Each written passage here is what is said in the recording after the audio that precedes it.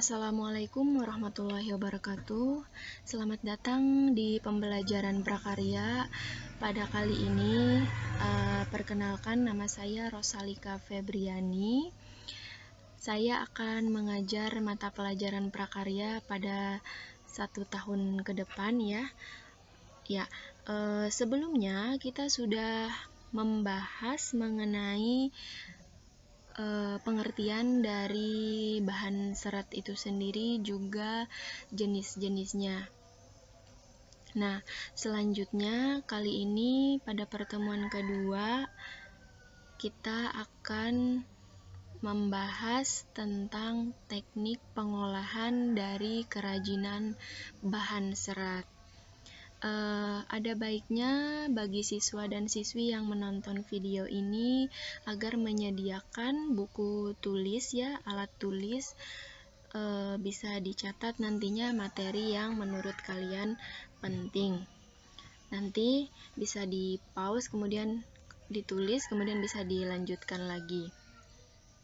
Oke, langsung saja Ibu akan membahas sedikit materi pada pertemuan kita yang minggu lalu. Nah, di sini pada tampilan pertama ada gambar apa ini? Ini adalah gambar jaket ya, jaket. Kemudian yang kedua, ini adalah tempat pulpen atau pensil. Dan yang ketiga di sini adalah ada satu pasang sendal. Yang mana dari ketiga benda ini merupakan adalah salah satu produk dari kerajinan bahan serat. Nah, terutama pada jaket. Di sini jaket ini bahan utamanya adalah bahan serat dari serat hewan, khususnya hewan, apa nama hewannya? Domba, ya betul ya. Ini adalah ini adalah jaket dari serat domba, kulit domba ya maksudnya. Nah, kemudian yang tempat pensil ini adalah dari serat pelepah pisang, termasuk juga satu pasang sendal yang di bawah ini. Nah, sampai di sini siswa-siswi sekalian pasti sudah mengerti ya, apa saja contoh-contoh dari produk kerajinan bahan serat. Oke, langsung saja kita masuk ke selanjutnya, teknik pengolahan kerajinan bahan serat. Jadi untuk membuat kerajinan serat itu harus menggunakan teknik yang tepat. Nah, teknik dalam pembuatan kerajinan serat itu ada beberapa. Ya, yang pertama menganyam. Ini bisa kalian tulis ya. Menganyam ini adalah salah satu teknik untuk membuat kerajinan serat, yang mana tekniknya adalah dengan mengatur bilah atau lembaran secara tindih-menindih dan silang-menyilang. Nanti selanjutnya akan ada gambar bagaimana contoh dari teknik menganyam. Kemudian bahan-bahan yang bisa dianyam itu misalnya bisa berupa bambu, daun pandan, kertas, rotan, maupun juga kulit binatang. Kemudian teknik yang kedua itu adalah makrame. Ya, di sini dia adalah tekniknya dengan simpul menyimpul. Kemudian selanjutnya ada merajut. Tentunya kalian pasti sering ya mendengar istilah merajut. Merajut membuat kain, merajut pakaian atau perlengkapan busana, biasanya itu dari benang rajut. Atau misalnya jaket berbahan rajut, itu teknik pengolahannya menggunakan teknik merajut. Ya, kemudian lanjut.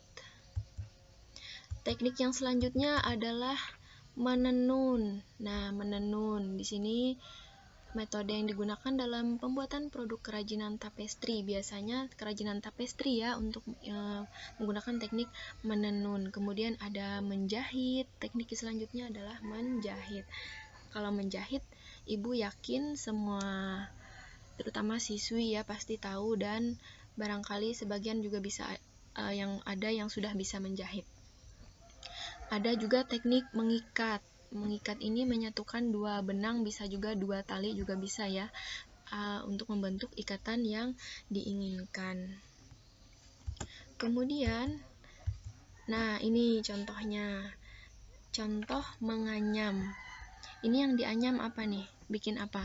Kalian bisa perhatikan sendiri ya. Kemudian setelah itu contoh teknik yang selanjutnya adalah makrame. Di sini, nah kalian harus tahu istilah makrame ini itu berasal dari bahasa Turki yang artinya rumbai-rumbai. Biasanya rumbai-rumbai seperti ini digunakan atau diletakkan pada punggung unta. Teknik yang digunakan untuk membuat rumbai-rumbai seperti ini biasanya menggunakan teknik simpul, anyam juga bisa ya. Kemudian selanjutnya ada merajut. Nah, ini untuk membuat tas. Tentunya kalian pernah melihat jenis tas yang berbahan seperti ini menggunakan teknik merajut ya. Selanjutnya ada menenun. Nah, ini menenun. Kemudian teknik yang selanjutnya adalah menjahit. Menjahit ini pun ada berbagai macam cara tekniknya ya. Ada menjahit yang benangnya lurus, ada juga yang menyimpul. Kemudian yang terakhir adalah mengikat. Selanjutnya, setiap benda kerajinan itu harus memenuhi beberapa syarat supaya kerajinan itu dianggap berkualitas. Apa saja syaratnya? Syaratnya secara kegunaan dia juga harus memenuhi. Kemudian ada kenyamanan, keluasan, keamanan, dan keindahan. Kemudian